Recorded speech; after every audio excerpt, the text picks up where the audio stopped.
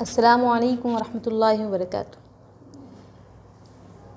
उम्मीद है कि आप तमाम हज़रात खैरियत से होंगे। गुज़िश्ता सबक हमने तख्ती नंबर 14 रॉ के क़वाइद पढ़े थे।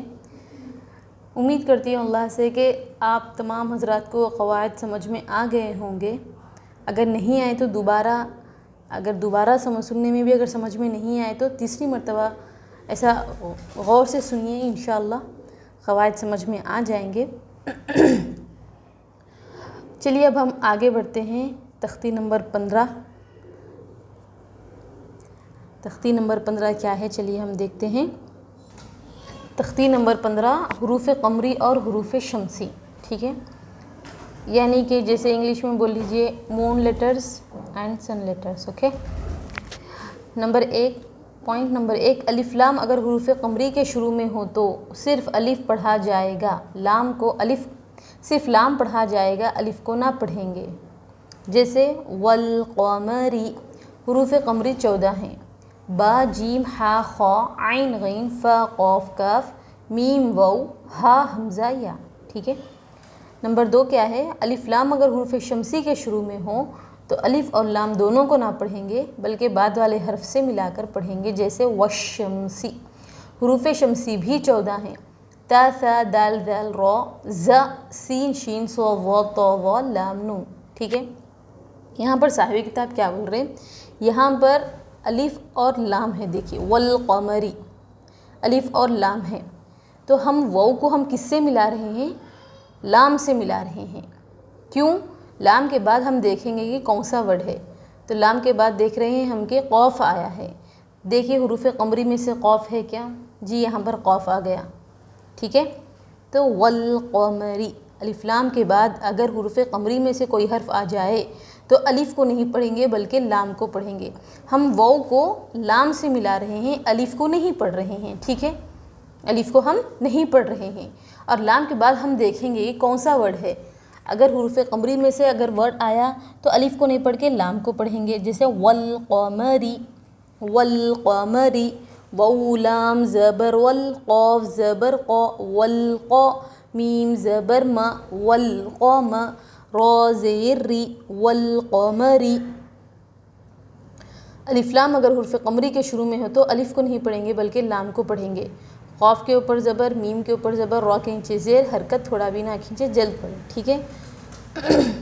वल यतामा, वाउ लाम ज़बर वल या ज़बर या वल या, ता खड़ा ज़बर ता वल यता, मीम खड़ा ज़बर मा वल यतामा। देखिए यहाँ पर अलिफ लाम है, वाउ अलिफ और लाम है। हम वाउ को किससे मिला रहे हैं, लाम से मिला रहे हैं, अलिफ को नहीं मिला रहे हैं। हम लाम के बाद में देखेंगे कि कौन सा वर्ड है, तो यहाँ पर या आ गया। या हुरूफ़ क़मरी में से है क्या, देखिए या हुरूफ़ क़मरी में से है, आ गया, देखिए, ठीक है।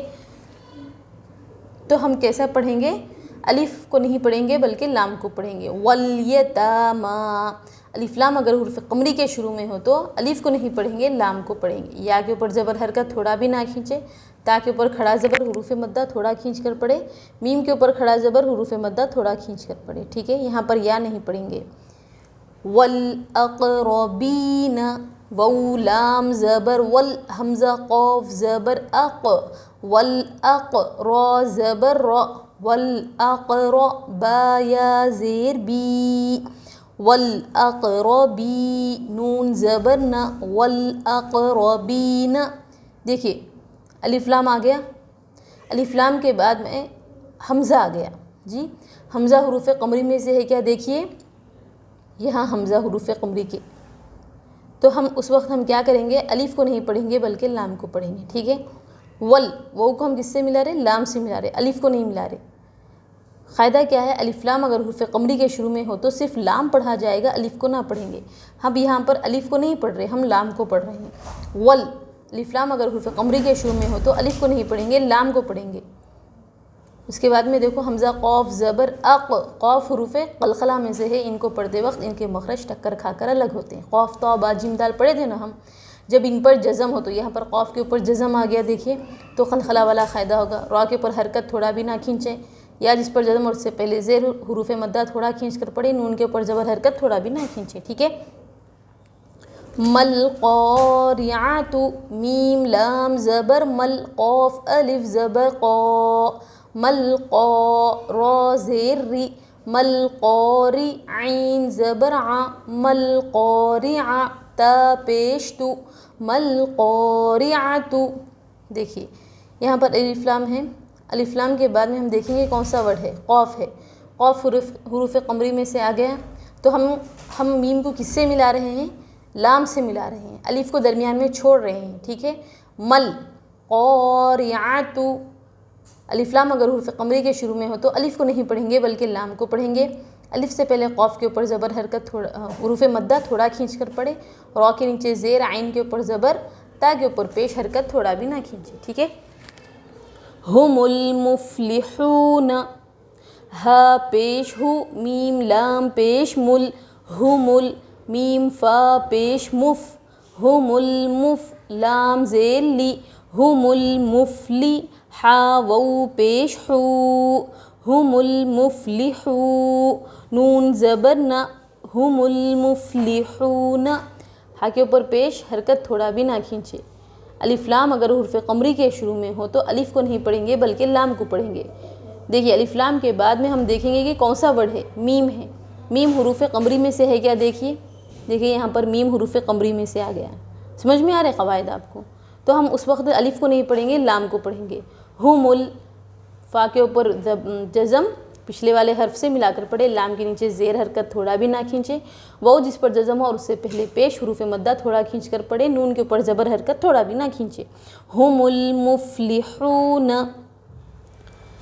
دیکھیے نمبر 2 میں کیا بتا رہے صاحب کتاب، الف لام اگر حروف شمسی کے شروع میں ہو تو یعنی سین لیٹرز کے شروع میں اگر یہ حروف آ جائے تو اس وقت الف اور لام دونوں کو نہیں پڑھیں گے بلکہ سیدھا ڈائریکٹ بعد والے حرف سے ملا کر ہی پڑھیں گے. ٹھیک ہے، جیسے کہ دیکھیں اذا الشمس، اذا الشمس، اذا الشمس، حمزہ زیر ای، ذال شین زبر زش، اذا شین میم زبر شم، اذا الشم سین پیش سو، اذا الشمس.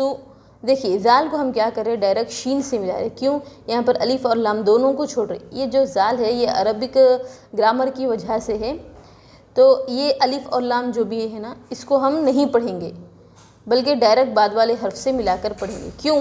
کیونکہ دیکھیں گے کہ الف لام کے بعد میں ہم کو دیکھنا ہے کہ کون سا ورڈ آ رہا ہے. اگر حروف شمسی کے ورڈ میں سے اگر آیا تو الف اور لام دونوں کو نہیں پڑھیں گے. چلیے دیکھتے ہیں شین آیا ہے کیا.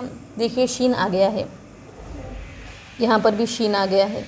تو ہم کیا کریں گے، الف اور لام دونوں کو نہیں پڑھیں گے. ایذش، ایذش شین میم زبر شم، ایذش شم سین پیش سو، ایذش شمس. حمزہ کے نیچے زیر حرکت تھوڑا بھی نہ کھینچے. الف لام اگر حروف شمسی کے شروع میں ہو تو الف اور لام دونوں کو نہیں پڑھیں گے بلکہ بعد والے حرف سے ملا کر پڑھیں گے. اور ایک بھی بات واضح کرنا چاہتی ہوں کہ شمسی حروف میں تشدید آتا ہے. ٹھیک ہے، شمسی کے جو حروف ہیں اس میں تشدید آتا ہے، تو لہذا الف اور لام دونوں کو کیسا بھی پڑھنا ہی نہیں چاہیے بلکہ دال کو سیدھا ڈائریکٹ شین تشدید والے حرف سے ہی ملانا چاہیے. کیوں؟ ہم تشدید کے قاعدے میں پڑھے تھے کہ تشدید کو 2 بار پڑھتے ہیں، ایک بار پچھلے والے حرف سے ملا کر اور ایک بار خود اسے. ٹھیک ہے، تو ہم یہاں پر پچھلے والے حرف یہاں پر زال ہے تو ہم زال کو ڈائریکٹ شین سے ملائیں گے، درمیانی حرف نہیں پڑھا جائے گا. ٹھیک ہے، میم کے اوپر جزم پچھلے والے حرف سے ملا کر پڑھیں، سین کے اوپر پیش حرکت تھوڑا بھی نہ کھینچے.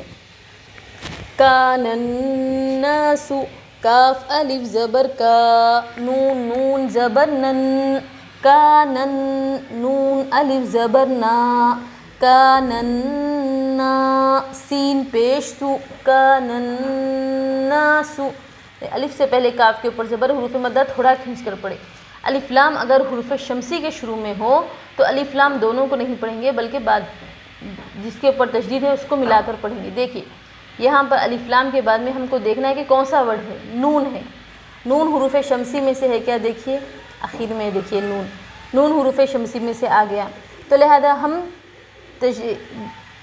نون کو نون سے ملا کر پڑھیں گے، درمیان میں جو الف اور لام ہے اس کو چھوڑ دیں گے. ٹھیک ہے، شمسی کا قاعدہ کیا ہے، الف اور لام دونوں کو نہیں پڑھیں گے بلکہ بعد والے حرف سے ملا کر پڑھیں گے. اور ایک بھی پوائنٹ کیا ہے بول تو بعد والے حرف پر تشدید ہوتی ہے تو لہذا ضروری ہو جاتا ہے اس کو ملانا. ٹھیک ہے، کانن نون الف زبر نا، حروف مدہ تھوڑا کھینچ کر پڑھے، سین کے اوپر پیش حرکت تھوڑا بھی نہ کھینچے.